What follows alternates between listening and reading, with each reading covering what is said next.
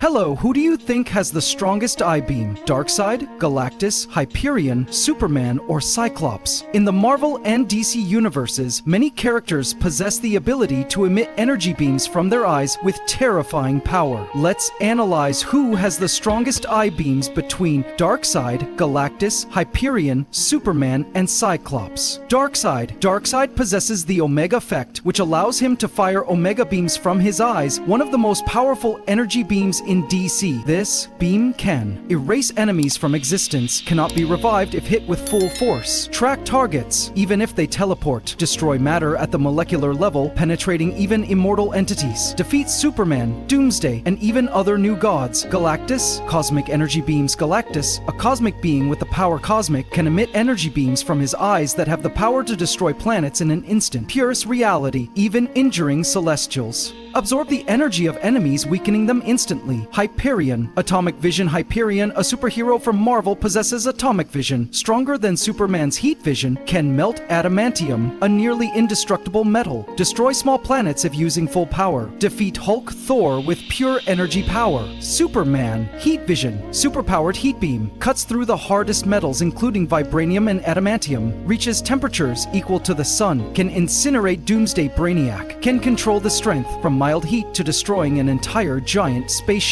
Cyclops. Optic blast. Concussion beam. Cyclops uses optic blast, but unlike other beams, it is pure concussion. Can blow up an entire building with a full power shot. No heat, but focused force. Stronger when the glasses are removed, but still far behind the above characters. So, who has the strongest I-beam? Darkseid has the strongest beam because Omega beams can erase reality, chase targets, and cannot be avoided. Galactus is second because his energy beams can destroy planets, causing damage to celestials. Hyperion is stronger than Superman in I-beams because atomic vision can destroy the atoms of an object. Superman is second to Hyperion because heat vision is strong but still has a temperature limit. Cyclops is the weakest because optic blast is not as cosmically destructive as the above entities, although some have suggested that Alan Scott's connection to the multiversal power was not yet stable. It should be noted that when he achieved complete unity with the multiversal green energy, his power reached an extremely formidable level. In this state, Alan Scott not only possessed the ability to manipulate reality, but could also interact with timelines, create complex energy structures, and even fight against high-level cosmic entities. Therefore, his power when he was completely fused with this energy source cannot be underestimated.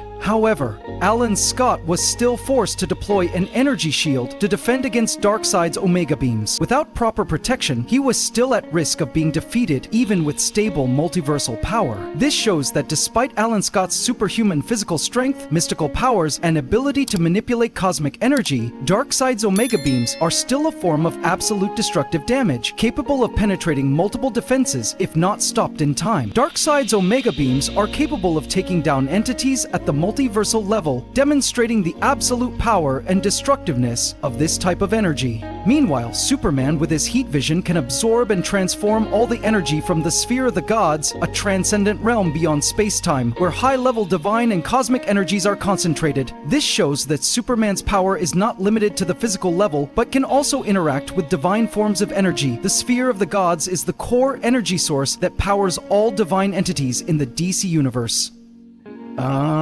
This is a transcendent realm, existing apart from space-time. Darkseid's Omega beams, a form of absolute destructive energy, are capable of erasing existence at the multiverse level. Highfather's alpha energy, representing pure and balanced power, counterbalances Omega beams. Orion's Astroforce, a combat energy source capable of destroying the fabric of reality, is often used to fight against evil forces.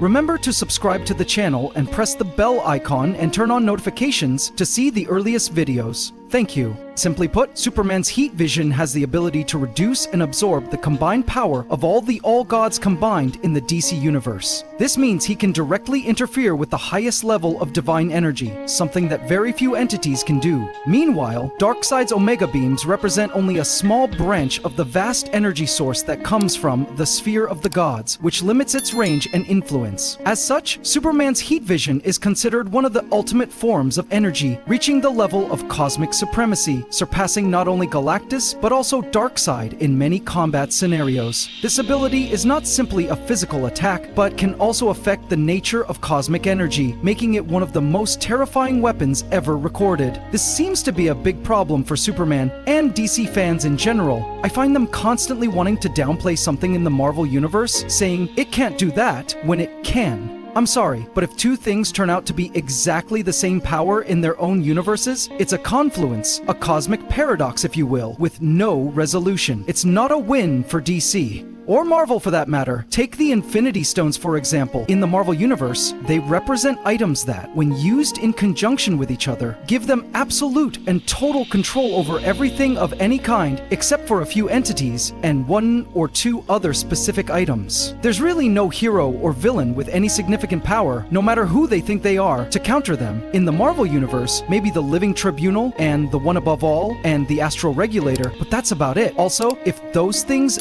didn't interfere, you could turn Galactus into a pretzel and eat him if you had the Infinity Stones. It wouldn't even be a real challenge. You just do it. So you can't say as a DC Universe fan that they don't do it or wouldn't do it that way. I'm sorry, they would. On everything, unless DC has the exact same type of items and characters as the Living Tribunal, One Above All, and Astral Regulators. And only they can do something against the stones. I've heard people try to justify an absurd position by saying that since the Infinity Stones only work in their universe, this is somehow a failure of the Infinity Stones, like against a villain like Darkseid. LOL. No, it's clearly not. Are you asking if someone would bring a handful of colored stones into Darkseid's universe and fight him by throwing useless colored stones at him? Or are you asking if Darkseid actually faced off against the Infinity Stones that were active in their universe, would he stand a chance? The answer is no, he wouldn't. He could be turned into a rabbit and skinned alive in a matter of seconds by the Infinity Stones. You wouldn't have any hope in hell. Again, if two things have the same power, then it's a paradoxical confrontation, and it's impossible to even really face the other with any sort of victory on the other side. Likewise, your notion of purely plot-driven one-off feats being of a high-level cosmic scale beyond the realm of possibility is a pretty poor comparison by any such measure. We've seen Superman defeated by Darkseid. We've seen Superman killed by Doomsday, and we've seen the same results in reverse. And constantly discounting the power's abilities and feats of multiple villains and heroes in any given universe that a particular poster doesn't support is absurd. There are a few things that are clear. Yes, Flash is much faster than Marvel's Quicksilver, for example, but there's a lot more to it than that, far beyond anything remotely settled as to what seems to be the thinking of many DC fans. Is Superman stronger than the Hulk? Now, there's a question that if you ever use the term depends, then that question is the literal definition of depends, as long as you don't diminish the power of any of them. What do you guys think of this fight? Let me know in the comments. Thank you all so much.